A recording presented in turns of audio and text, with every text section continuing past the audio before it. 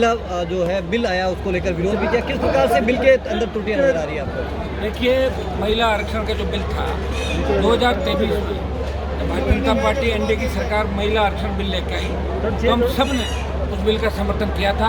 तब सरकार ने ये कहा कि पहले जनगणना कराएंगे, उसके बाद परिसीमन, और परिसीमन के बाद हम आरक्षण लागू करेंगे। अब तमिलनाडु और बंगाल के अंदर चुनाव के अंदर महिलाओं का वोट कैसे खींचा, आनंद फानंद के अंदर बड़ी भारी त्रुटियाँ उसके अंदर थी, और सीधी बोले सीटें बढ़ाकर इस तरह आप कर दो।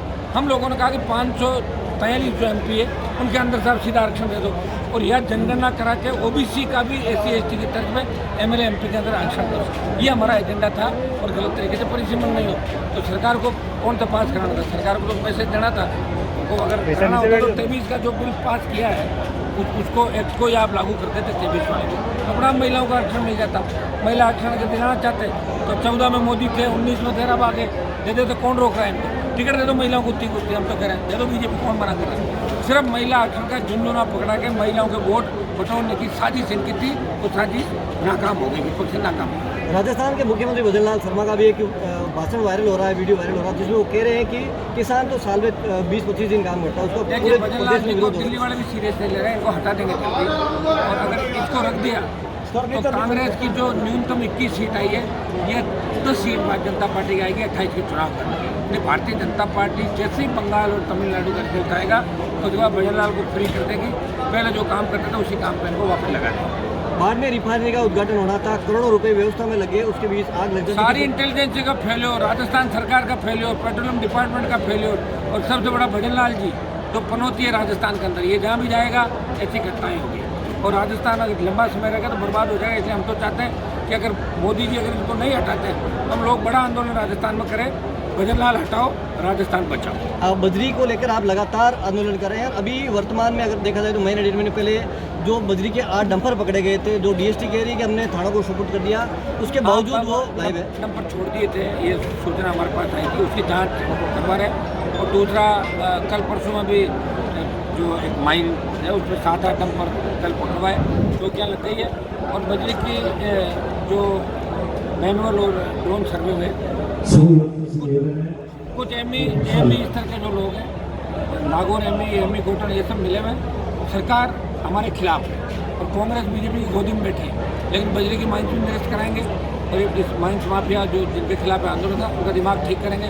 जब हमने पुराने माइंस माफिया का ठीक कर दिया तो इनकी कोई हैसियत नहीं है, इनको सही कर देंगे एकदम, किसान को राहत दिलाएंगे। नेताजी, जिस जगह भी आप कार्यक्रम है, ये नदी का बहाव क्षेत्र है, कुछ फीट के बाद घर के बाद में माइन से बनी है, उसको लेकर हमेशा इनकी आबादी को खतरा रहता है, उसको लेकर क्या रहेगा आगे? देखिए, हम एक तो पुल की मांग करेंगे, रोहिसा से लेके जितनी भी सड़क है, एक बार इस सड़क का पूरा सर्वे करके इस सड़क को ऊंची लेके एक बार सड़क को हम बढ़ा दें, ताकि पानी नदी बनाए, सड़क ऊंची रहने का पानी रुक भी जाएगा और वापस रिचार्ज होगी, पानी बह के सीधा चला जाता है। ये बड़ी डिमांड इसी लगेगी, इसमें भी हम एक दिन पूरा मैं समय निकालूंगा करवा के, और ये भी बजट स्वीकृत करा के दिल्ली से राजस्थान से यहाँ के लोगों को राहत दिलाएंगे। आखिरी सवाल नेताजी, ये लोग आबादी की मांग करें, आज आज़ादी के 75 साल बाद में भी इन लोगों के जो डॉक्यूमेंट दस्तावेज बनने चाहिए, अगर बात करें आधार कार्ड की रस्म, वो भी कई लोगों के नहीं बने हुए। ये दुर्भाग्य देश का, जिनको मिलना चाहिए। राजीव गांधी ने एक बार कहा था, मैं रुपये बेचता हूँ, एक 100 रुपये बेचता हूँ, 15 रुपये पहुँचते 85 खा जाते हैं। अब तो इससे दिए 100 रुपये बेचते हैं, उसमें 92 खा जाता है, ऐसा ही लग रहा है, 8 ही पहुँच रहा है। भारी भ्रष्टाचार हो रहा है देश के अंदर, हर योजना प्रदेश के अंदर भारी भ्रष्टाचार हो रहा है। मुख्यमंत्री का साड़ा छुपा घूम रहा है, पुलिस पकड़ने गई, आप देखो बीच में हमने आरोप लगाए प्रमोद पे, ACB में जेल में भी हो रहा था। वो लोग राजस्थान की सरकार चला रहा, तो क्या होगा आप अंदाज लगा लो, इससे यही राजस्थान में हो रहा जो नहीं होना चाहिए। सर, एक वीडियो भी आपका वायरल हो गया प्रमोद शर्मा को लेकर, आप यूपी में प्रोग्राम थे, हाथ उठा रहे थे, आप नहीं पकड़े, लोगों कह रहे हनुमान बेनीवाल को पहले ही पता था कि जो करते थे। नहीं, वो हाथ लगाना चाहता था, मैंने कहा कौन है भैया, तो डर, उसने डर के और ऐसे कर दिया, सरेंडर हो गया। उसके बाद तुरंत मुकदमा हो गया, देख लो ना सारी बात।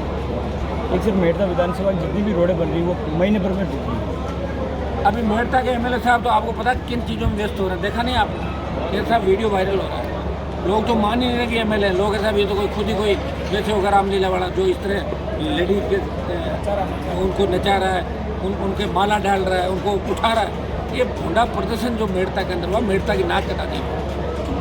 और एमएलए साहब ये 45% है और खेमसर वाले 40 में थे, ये 5 ज़्यादा उनसे। ये भी 7 पकड़े जाने थे, पता नहीं कैसे बच गए, ये तो मैं क्या बता सकता हूँ। सर एक पंचायत चुनाव का लास्ट है कि सरकार नहीं करा रही है, आप बड़ी मजबूती से ग्राउंड लेवल पे, तो क्या कहना चाहिए सरकार की इस नीति को लेकर?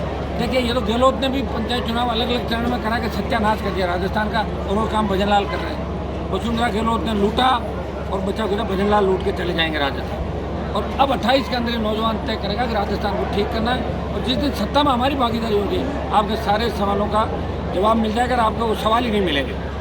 सारी व्यवस्था अपना आप जांच चौक